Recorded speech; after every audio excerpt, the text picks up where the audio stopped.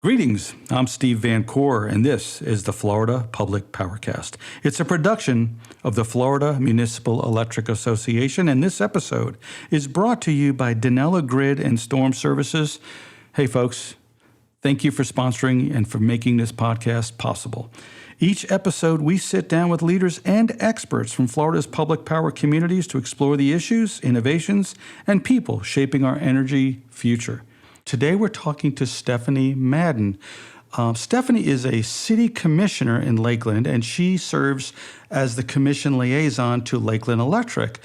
Today, we're going to talk about not just vital issues like transparency and public accountability, but Commissioner Madden, it's like a different viewpoint. We're talking about an elected public official who has governing authority working with the electric utility, and she talks about the importance of having a well-run utility, gives us a really good perspective on the importance of that as a way to help fund local community services, etc.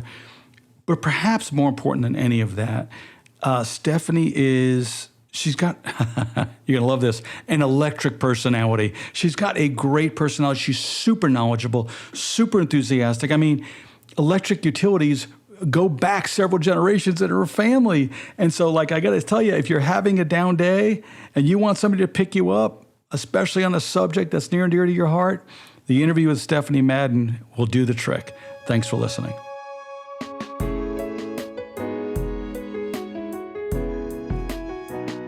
Greetings, I'm Steve Van Coor, and this is the Florida Public Powercast, a production of the Florida Municipal Electric Association. Each episode, we sit down with leaders and experts from Florida's public power communities, and we explore issues, innovations, and people shaping our state's energy future. Today, we're heading down to Lakeland, Florida, and talking to City Commissioner, important distinction, City Commissioner Stephanie Madden. Stephanie, thanks so much for being on the show today. Well, it's an absolute pleasure. And I want to talk because, we're still new in the podcast, and we've talked to the folks, whether it's linemen or utility operators. This is a slightly different take because you're in the governance capacity. How did you come to you were a city commissioner, right? How does one come from being a city commissioner to being, is it right to say you're the liaison to the utility? What's the technical role? Yes. So I was elected as a city commissioner in Lakeland in 2018, and I was invited by our legislative and regulatory affairs manager, Cindy Clemens, to come and attend a Florida Municipal Electric Association conference. And I think after that, I hopped on a plane and went to an American Public Power Association conference. I think I'm a lifelong learner and loved the topic. But I really was kind of fascinated. My grandfather was in the electric utility his entire career. He worked for this one? No, not this one. It was in a small town, Iowa Falls, Iowa. And just, remembering that, and I hate to pivot here to a sad point before we get into the exciting industry that energy is, that one of my uncles was a lineman, and he actually died in the work of being a lineman. And so, power industry was very powerful. We knew the dangers of being a lineman. I know that we've made a lot of advancements on safety even since then with bucket trucks and things that they didn't have back in the day. But I've always been intrigued, but going to those conferences opened my eyes to, wow, how are we going to grapple with the disruption of the green economy and the focus on green energy? How are we going to, in the state of Florida, grow? Because all of a sudden we started to see dramatic growth. So something that was kind of maybe a little sad, maybe a little boring industry, all of a sudden just piqued my interest in a new way and was so exciting. And so our GM at the time, Joel Ivey, said, I think you need to be the liaison for Lakeland Electric. You are really excited about this content, and it was a thrill to be asked. I love the fact that, well, first of all, obviously, I'm sorry about your uncle.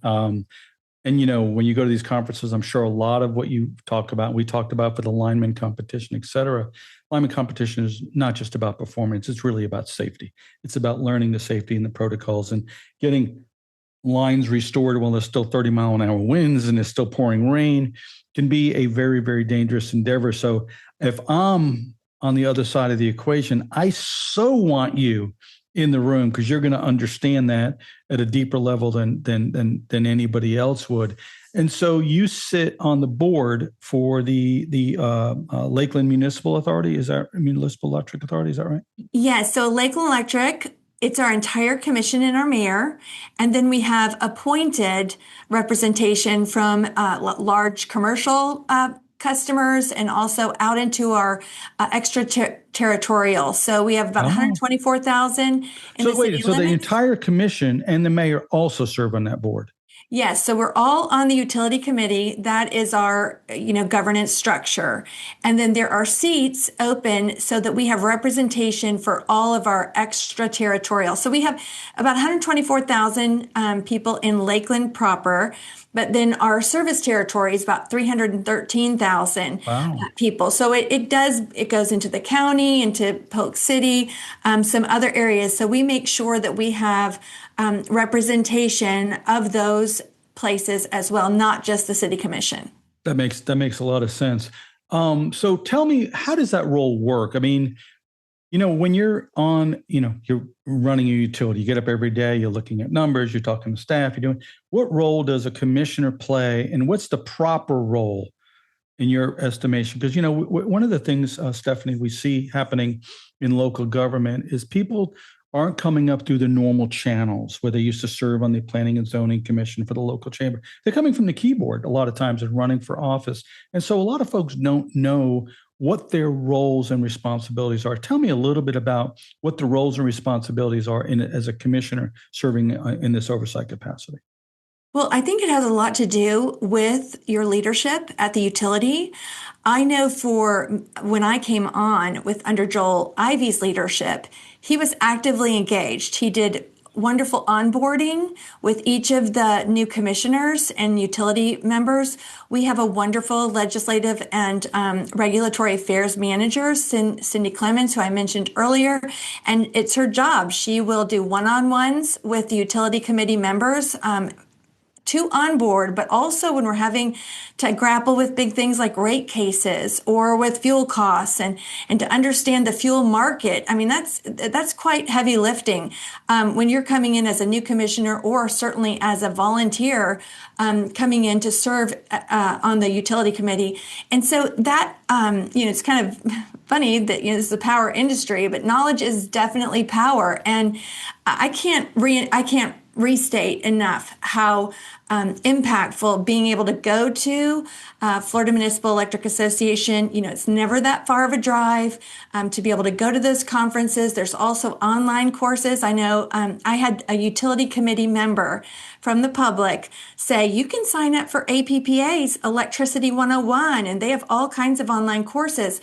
And that wasn't even directly given to me by the staff at Lakeland Electric. That was a fellow utility committee member who had been there. So I think it's your appetite, to want to jump in, to get to, deep. I had that appetite, and so therefore became the liaison. So it's like an open book, and you're like, I want to just jump right into this thing. Yes. So I was awarded more opportunities to do that, but it's not exclusive to me as the liaison. Yeah.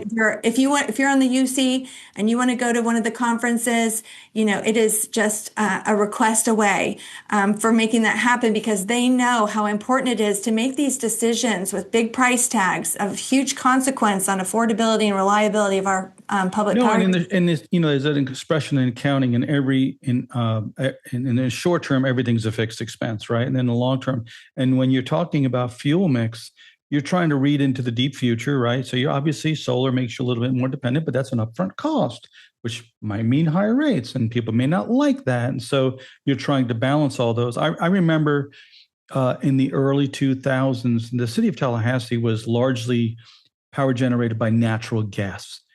And before somebody discovered fracking, the price of natural gas started to go through the roof. So our utility bill started going higher. We actually voted 60-40 to participate in a coal plant, if you can imagine. And, recognizing, oh my God, because the price pressure was so high and that diversity of fuel mix was a really big deal. Of course, shortly thereafter, the price of natural gas starts to drop and everybody's perfectly content where we are, right? So nobody's paying attention. But you guys on the commission, you have to be looking at a 5 and 10-year horizon, correct? Absolutely. And, you mentioned coal and gas. Those are legacy fossil providers. We're certainly grateful we have electricity thanks to those sources. But even, during the Biden administration, it's interesting because we are nonpartisan on the local Right. commission, and that really helps, I think, to be able to just say, okay, where are we with this administration? What are they, what are their values, what are their policies?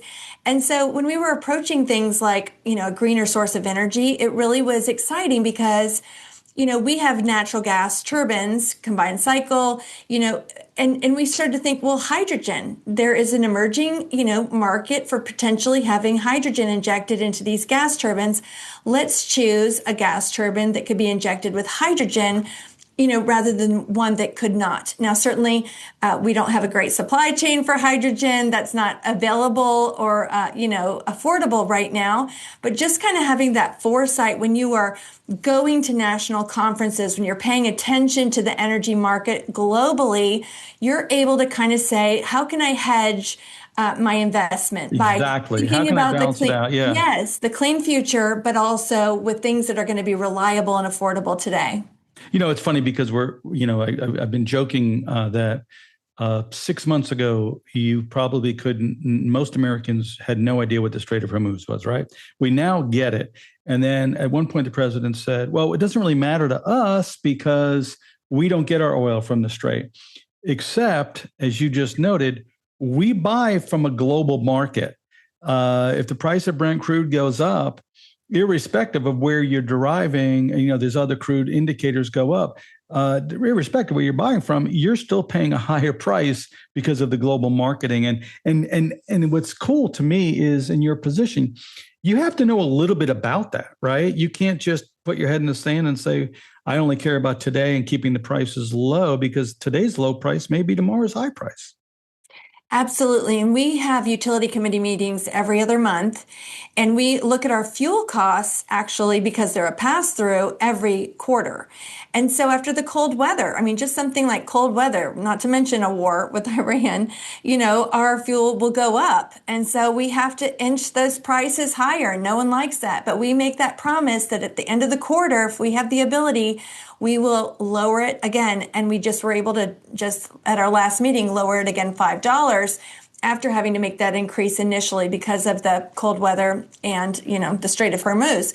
But that is something that is so, I don't think people get the same responsiveness when they have an investor-owned utility. They can watch our utility committee meetings on TV and hear us grapple with these things. They can see the presentation of the global fuel markets, and they can follow along with what's happening and learn how that affects our community. So it is, having this, government in the sunshine, having a municipally owned electric utility, we really have to do our homework and because we know we have to present it right to the public, and that public will show up in our meeting with matching T-shirts to object if they don't think we're making wise decisions. Yeah, and that's, you touched on one of the subjects I wanted to get into, which is, you're right. If I'm a large privately owned public power utility and a power utility and a public. And I'm not in no disparagement at all. You don't have to be as responsive. So if you raise, like you said, $5, I can keep it there. And, usually when something goes up quicker than when it comes back down, right? But when you're an elected official who's responsible to the public and the public gets to see all of your transactions, you're going to be more likely to say, we can bring it down, and not say, well, they have to pay it, and there's nothing anybody can do about it. Yeah, in this regard, they can do something. They can unelect you. Exactly. So you serve also as the chair of the American Public Power Association, the Policymakers Council. What are some of the issues you guys are talking about on a day-to-day basis now, things that we're looking forward to that people listening to this podcast might be better informed in doing their jobs by the lessons you're learning on that council? Well, this has been so fun to be a part of this council and to be the chair this past year. So I mentioned, this is a national scope. So, I have friends who are out in the Midwest. I have friends in California. There are issues that are unique to hydro dams that we do not have in Florida. When there's wildfires in California, that could be front of mind, and maybe we're not currently having fires. But everything enhances, our knowledge base going into DC and charging the Hill. And so I would say that as a chair, so I'm in charge of the monthly meetings. We have monthly meetings where we hear legislative updates from all the different APPA staff on the different areas.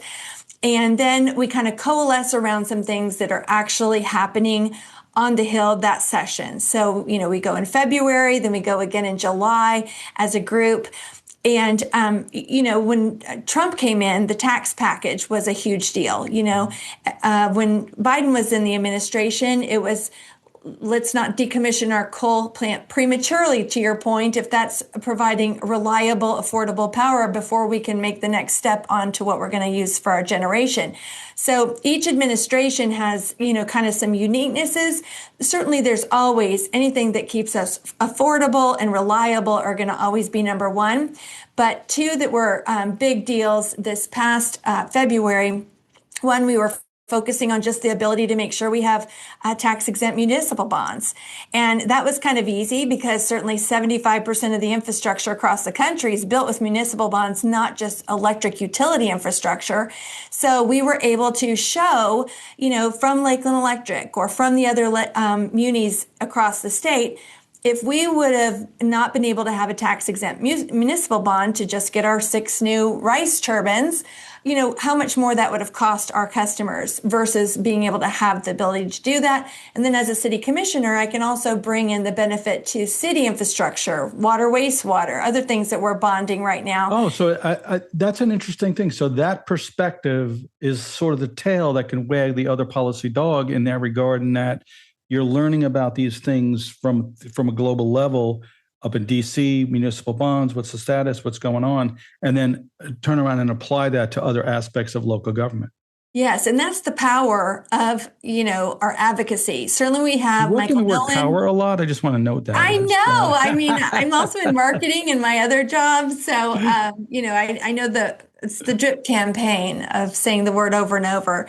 But I do want to say another thing that we were really wondering about was FEMA reform.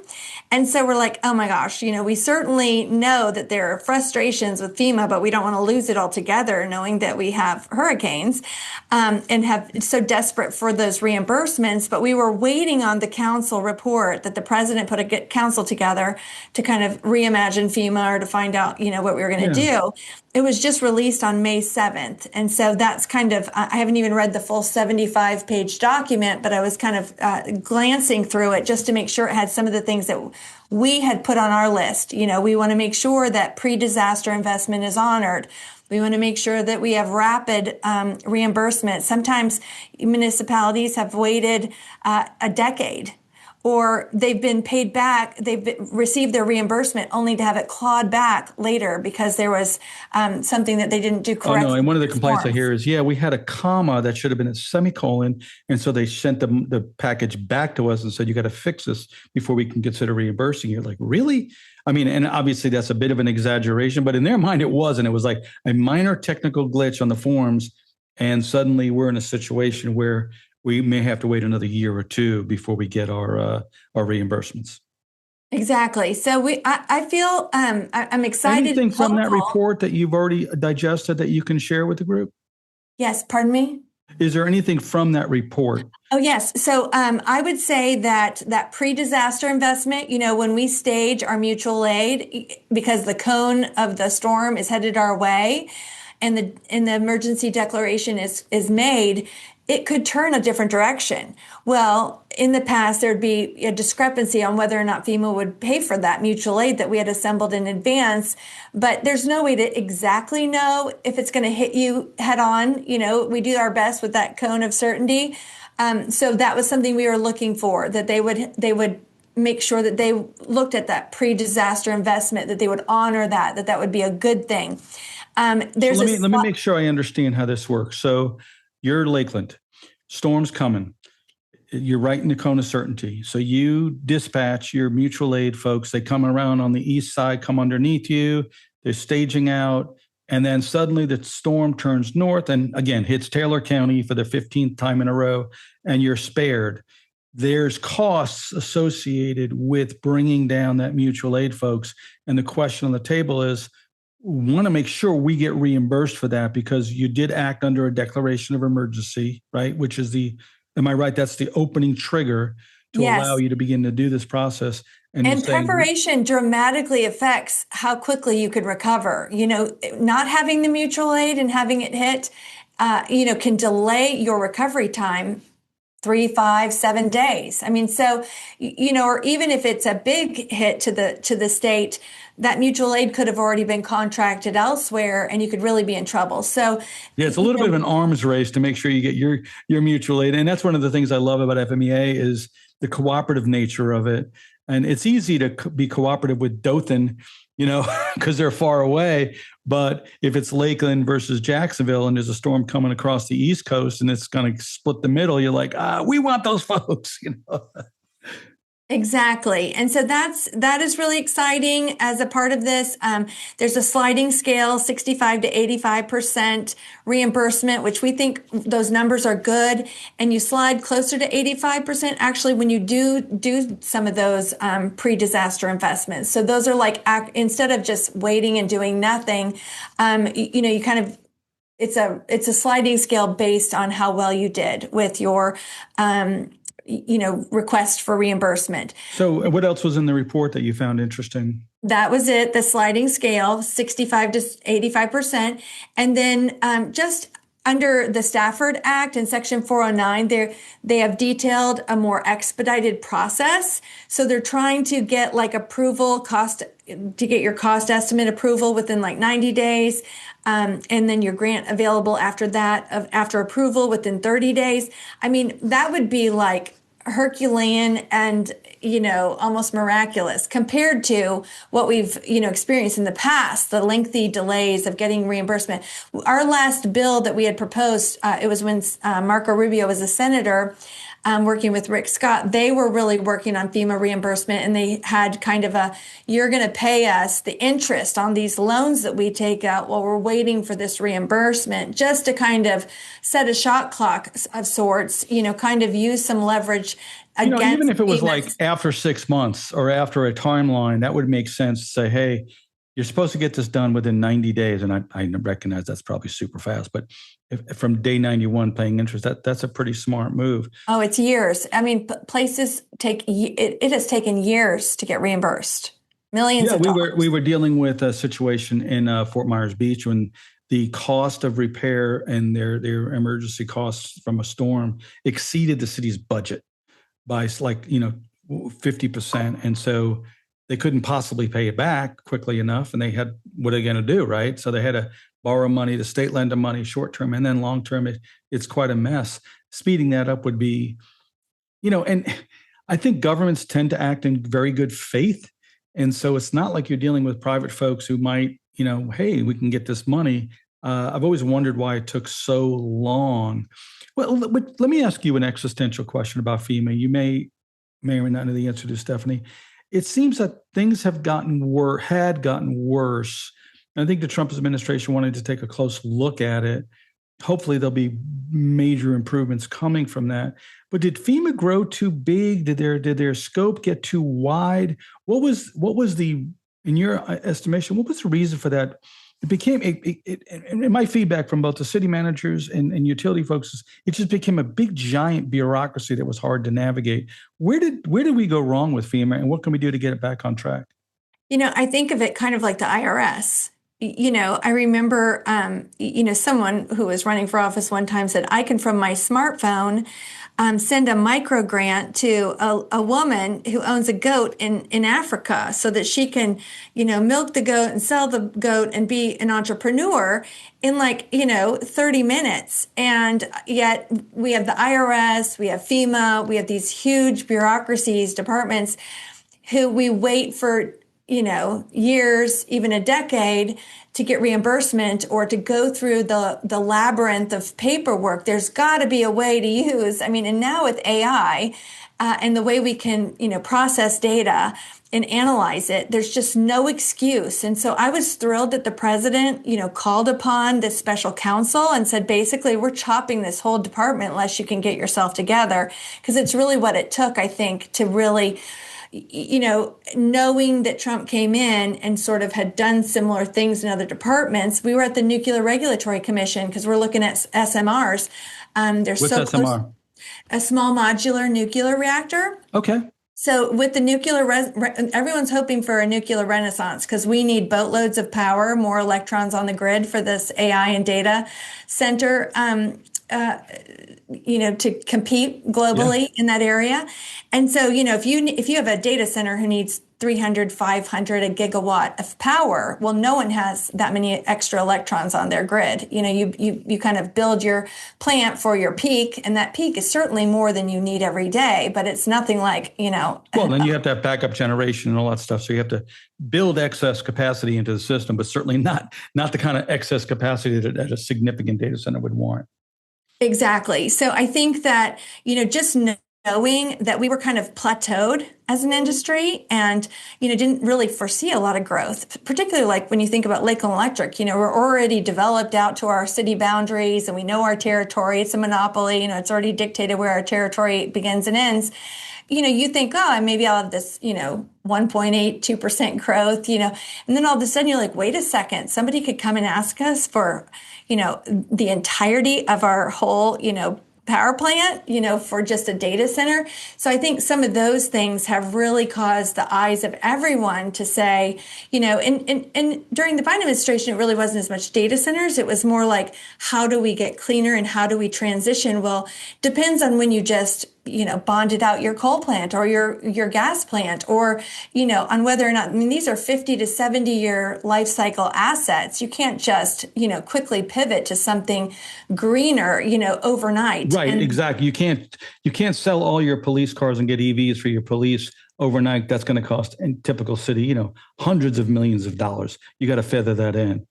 Absolutely. And that's what's got to be hard about your industry is when you have, it seems like we have these whipsaw administrations. You have the Green New Deal, and then we're going back. You're like, I need stability, folks. I need to be able to predict what's the next thing and start building towards that because, it's not like I can just open it up, change a light bulb. You have to build a power plant. You open the door on AI data centers. What? Give me some of your thoughts about what are some of the challenges. You touched on the enormity of it, right? One of the other guests said his concern was if a developer is coming in, a DH Horton or Lennar coming in, and going to put 8,000 homes in. He goes, I know those homes are going to be there for 50 years. And so I can build my power grid accordingly. I am not sure in 5 years that data center is going to build it. So I build a new power plant just to power that data center. And then they go bankrupt in 3 years. I'm sitting on a $500 million investment. So that was what are some of your thoughts about some of the challenges with these AI data centers? Well, so we just had kind of a situation in Fort Meade where the city council approved a data center and it was one of the hyperscalers. And so I know that, our governor, I was just in a picture signing of a bill that the governor did. And, I had people calling me immediately after, do you hate data centers? Do you love data center? What's the deal on the data centers? And I said, we've been following this bill. It's been marked up and had different iterations. And I think even the governor's, appetite for data centers at first was, we don't want them. Just don't even come. We don't want you to take our natural resources, our water, the land. You don't provide many jobs. He really kind of saw the negatives. And I think the people, particularly in the center of the state, we have had to really look at alternative drilling into our aquifer to make sure that we have enough water to get our SwiftMed permits. So the fact that they do certainly need a lot of electricity. And we, in Lakeland Electric, I always like to say we panic early, meaning we go get the knowledge base. You look around the country, around the globe, see the best practices, see where there's pitfalls, find out how we could get a large user tariff in place, or how we could get skin in the game to give them, to make some of the capex to build more generation if that's necessary. But I think it's also that the citizens' concerns is going to be front and center, because there's already kind of some scare tactics. We experienced that with nuclear, like everyone was afraid of 3 Mile Island or the worst case scenario with nuclear. And we've been really working with our local citizens to say the small modular reactor, people in the Navy, they ride around in a nuclear submarine. That's a small nuclear power plant. There are these SMRs that are being constructed over 30 years, trying to mitigate all of those concerns, making a better product and still be able to not have any emissions at the end of the day when you use nuclear. So the same kind of scares around nuclear, I see them brewing around the data centers and around Fort Meade. They're worried. They're like, we don't know if we'll have enough water. And we hear that, it takes so many gallons a day for water. So we have a decision here to say, well, okay, I don't want to necessarily, be a fear monger, but I want to get up to speed. So I went to the PERC conference. It's a conference that University of Florida has every year for the public utility sphere. And they had Meta's water VP stewardship there, water stewardship VP. And he was saying, the technology is advancing. We're getting the 24-hour our chilled loop, so that when we cool the data centers, we're not using as much water. Some of the different ones that they're using, you put the water in and it's there for 3 years. You don't need additional water. They just keep circulating the same water. So that is scary for people. When you talk about clean water, certainly, or like you said, the CapEx is what we've been kind of focusing on here, is like, we know we have to build a new unit. Our unit 5, we're going to have to, it's been wonderful. It's been a workhorse. It's our baseload unit. We're going to have to replace that in several years. And what is the cost of replacing something like that? Because I've been throwing around $500 million. But oh no, we're going to probably be $1 billion too, sort of that amount. So we've been up to this is another thing with being able to advocate at the national level. You go to the Department of Energy, go to the Department of Commerce, you go to see where we could get some building infrastructure grants, how we could get maybe a long-term loan. Maybe we could work with a partner. We really like P3s in Lakeland, in public-private partnerships, because so we're already thinking, if a data center came, how could they put the 20% down, the CapEx? How could they, we formalize a rate that they pay for the power that is necessary, that we need to generate? We've talked to people in Chelan, Washington. They have a dam there. And of course, that dam is cheap, clean energy for those citizens. They don't want that, Microsoft to come and to make their electricity more expensive. To your point, though, coal has problems, right? Greenhouse gases blowing the tops off of mountains. You have problems with nuclear, which is storage, right? Each one of these, whether it's windmills, obviously, migratory birds, noises, blah, blah, blah. Every type of power has an advantage and a disadvantage, right? And it's about having a fuel mix and investing in that. And so when people, there's always somebody against everything, right? It was supposed to be environmental with the wind farms, and then, they're killing all the birds, and they were killing them by the millions, right? It's like, oh, that's really bad. And you mentioned dams. Yeah, that's cheap hydroelectric power. And what are we doing across the world right now? We're taking down all these dams because of the hardcore negative environmental impact of stopping up a river. And so, balancing that out. And I love the fact that you're involved in all these things, because you can have that level of perspective as to say, we need a mix, we need to do it right, we need to be thoughtful about this. But what's funny about the AI is I now don't know a single person who doesn't use it every single day. And now that's probably because I'm in the communications business, and it just seems like more and more. I learned recently that a newspaper is letting go hundreds of its employees. I will not name it here, because they're shifting to a more of an AI model, which is a little terrifying. But we use it, we want it. We want the candy, but we don't like the sugar, right? And we're like, no, I'm using my AI, but I don't want to be them taking all of our water out of our aquifer. And I don't want them to be sucking up all the utility. And I don't want this, and I don't want that. I don't want this big box. And so you're like, how do you manage? So Stephanie, my question is, how do you manage all that stuff in light of doing your job? Well, I really have to give kudos to our staff here, our utility committee members, and our public and our citizens. We wanted to get, some more solar, but we really didn't want to pay the capex. And so we have, the Williams Company. They control 30% of the natural gas pipelines across the country. They have land in Lakeland. They needed some green in their portfolio and wanted to build some solar. We said, you know what, you build the solar and we'll do a P3. We'll do a purchase power agreement and we'll be able to buy power when we need it. And then they're actually having to foot the bill for the 24/7 costs of an intermittent power source that doesn't provide power 24/7, but we can purchase it when it's provided and when it's available at a price that's the same as what we would pay, for the whether I we're love using. that because you're right. On August in the afternoon, it's the sun's out, it's working, it's generating power, it's there when you need it, and then that's that that transitional time from people are still at work, people are coming home, turning on the stove, turning on the electricity, turning on the gas, turning on the air conditioning at the house. That overlap in June, July, and for you guys, you're a little further south. I mean, June, July, August, and September, right? Those are the peak periods. If you can buy solar to offset that, you don't have to build another power plant. Good for you, right? Exactly. And so, but that took a lot of time. We had to, meet with the folks from the Williams Company and to think outside the box and to come together for this partnership. It wasn't just Lakeland Electric deciding how we can, build the CapEx through a bond and then charge our customers.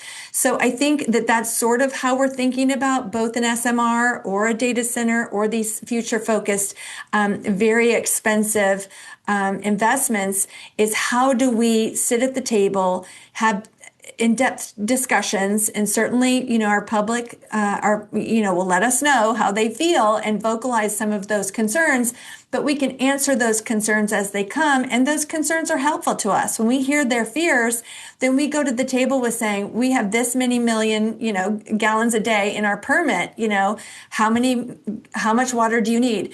Now I've done my own research, I've seen that, like a 1 gigawatt hyperscaler, as scary as that sounds with regard to the water, in some cases is about the same as a golf course. Now, that's a lot of water, but we don't deny a golf course because of that. So certainly the intensity of use, like in Loudoun County, Virginia, where they are everywhere, any one use sometimes becomes too intense and precludes other uses. It would be no different with this. Good point.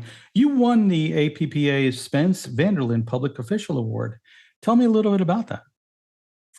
Well, that was really nice. You know how awards go. We just actually won another award. Lakeland Electric won an award as a reliable public power from APPA as well. And so I think that's what's so nice about these industry relationships is, it's just motivating to be able to say that what you've done matters, that you've made a difference, that, I remember during COVID and we were going crazy, just figuring out how to survive with our public services, whether or not we should keep our parks and trails open. And then here we also have a public utility and we're trying to grapple with how we're going to keep, putting on power with different sets of staff who cannot infect each other. I mean, it was a really dramatic time. But then there was also supply chain issues, that was, wasn't about the disease as much as it was about all of these containers being stopped in other places and we couldn't get distribution transformers. So I think that the award came for me at a time where I really saw, something thrown our direction that was absolutely unexpected for the whole world. And we grappled with it together, our citizens, our staff, our utility committee member. We did as a Florida Municipal Electric Association, we banded together and then as APPA.